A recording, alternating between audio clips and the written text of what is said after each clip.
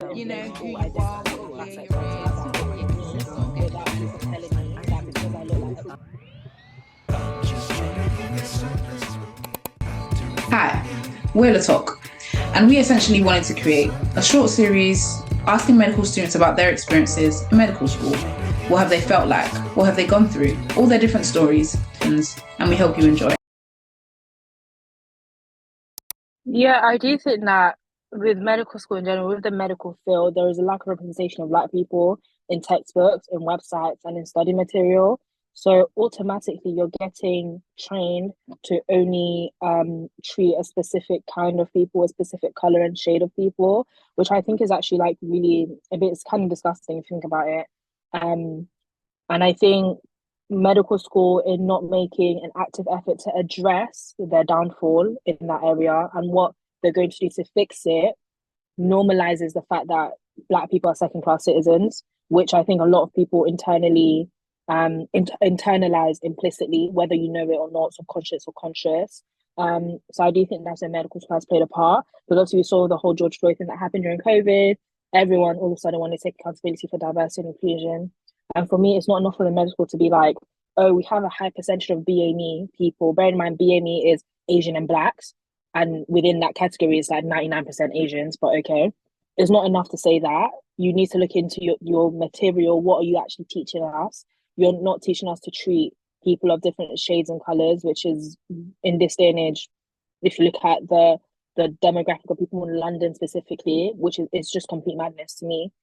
Um, so I do think that's where medical school perpetrates it. But I would say as of my medical school specifically, they do try their best to take concerns and complaints seriously. I do feel like if I was to ever get like a really bad microaggression or something or a racist situation happen to me on in medical school, I do think my medical will take it very seriously and I do think they'll do something about it. So I do feel safe in that aspect.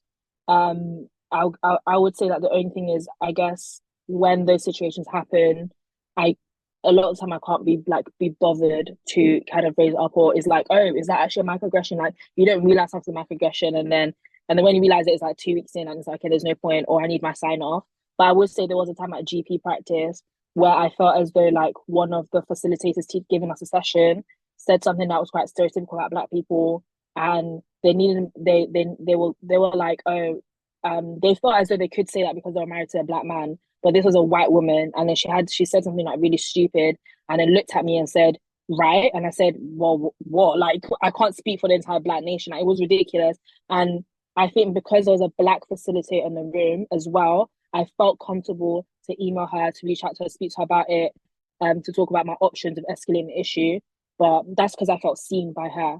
So I don't know. I guess the men's needs to do a better job at just putting more actively hiring more Black people, not to be a token, but to understand why it's important for other people as well. The same way that they make an effort to hire females, the same way they make an effort to hire LGBTQ plus people of LGBTQ plus backgrounds, the same way they make an effort to hire people who have their hair covered so that everyone feels represented is what I think they need to also do for Black people as well. It's not enough to say BME, to say diversity, to say inclusion, slap that sticker on it and call it a day. Question: Well, have you experienced like racism in regards to your academic potential? Like, have you felt people microaggressively be with like how intelligent you are, how capable you are to do this or anything like that? 100%. 100,000. If I could like really write that in red on my forehead, yeah, they questioned my academic potential. Up until like all the way from the age of ever, like since I was like 2 years Yeah. old, actually. Now I'm thinking, like, I Yeah. remember when I was in year two, and there was a teacher that just did not believe that I could do medicine because I kept saying I want to do medicine at the age of 7, didn't believe it. They were like, listen, they told my parents, this child keeps saying that she wants to be a doctor. What is that? Like, bring her down like another route. Then I got into no, I was applying for sixth form, same thing. I was like, oh, I want to do chemistry, biology, and psychology so I can do medicine. They were like, listen, just choose something else, baby. Cool. They're like, okay, now you're here, you're in this med school. I guess that you can be a doctor, but can you be the top decile doctor? I don't think so. And I think like it's one thing to come from lecturers, like really sad when it comes from your peers. Like I remember like not even to out anyone. I'm not even gonna say names. I'm not even gonna out anyone, but like I remember sometimes like back in the younger years when we were doing like OSCE practice with a certain like group of people. And like some of them were like white, of course, like, and it was a predominantly white group actually, and I was doing OSCE practice with them. And like, not even to say, I don't think like my ability was any different from theirs, like objectively speaking. You learn from everyone, everyone has strong points in OSCEs, but all in all, we was on a very level playing field. And like I was just made to feel like, oh no, but the way that you're talking and the way that you phrase this, like I just don't know if OSCE examiners are gonna have that. And they turn around and say the exact same thing I did. But it's like, as soon as it comes out of my mouth, it's not going to run in OSCEs. That didn't make any sense. So yeah, that in OSCEs is a whole other thing because OSCEs is such an objective exam. They're using everything that they can to really put points against you. But I think it's very, very different coming from your own peers because it's like me and you are doing the same thing. In this lecture theatre, granted, there's not many of us, but you see us. Like there's no reason to have this fixed mindset that we can't do as well as you know. Yeah. So Because I'm an educational content creator and I'm blessed enough to have a platform, I think just by being myself, I hope that I am inspiring other Black students being themselves as well. And I think as well that being myself, um, sounding like the way I do. So even though I would say that my the way I speak has become slightly more proper per se, I still think there's a element of North London in my accent. So sounding the way I do, and conduct myself the way I do, being successful in what I do as well. I guess, especially in the creative aspect and the educational aspect as I'm progressing through medical school, I just want that to be reminded to other Black students that you don't limit yourself to one thing or to think that we fit into certain boxes. You can sound different, you can look different, you can wear your hair different. You're still Black. Blackness isn't like there isn't blackness doesn't come in XYZ. Like it comes in so many different shapes and formats. And I hope that I've been an example of what it could look like so that they can see that okay, it may exist like this. And I think I really like the fact that there are more medical Black content creators scene coming to light because we all have different personalities, we all have different accents and ways that we dress and conduct ourselves. And I just think it's furthering that representation that people think exists. When really in education, I think we still have a long way to go. But yeah, I think just be myself, to be honest. Yeah, be myself unapologetically. Hopefully, that's just encouraging other people to be themselves unapologetically as well.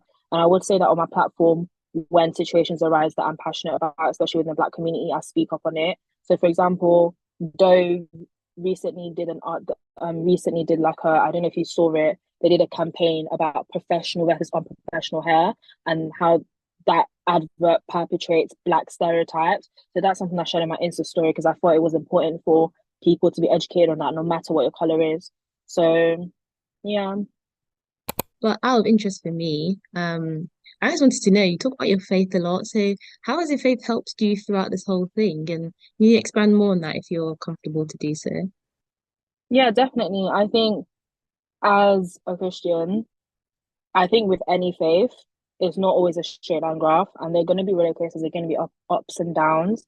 And I think because I come from a Christian family and I was raised through the church and stuff, I think that choosing by myself when I'm ready to like, I don't want to say take religion seriously, but when I'm ready to truly believe everything it is that I'm learning about the Bible and about God and truly embrace it and truly accept that, okay, if God says I'm worthy, in my heart, I need to believe it.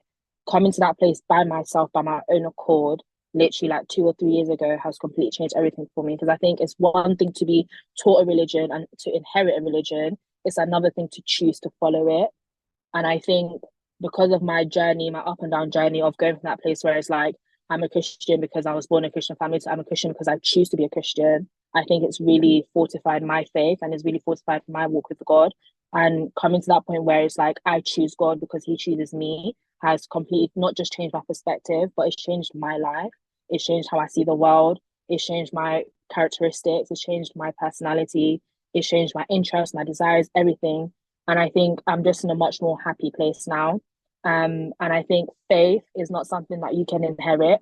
Like, no matter the religion, you can't inherit believing that things will work out for your good. You have to come to a place where you truly believe that whatever God you serve will come through and will be with you and will provide for you and will bring you along the way.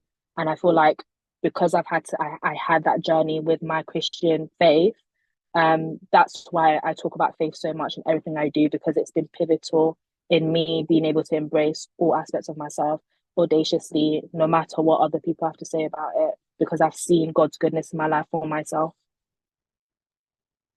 Okay, perfect.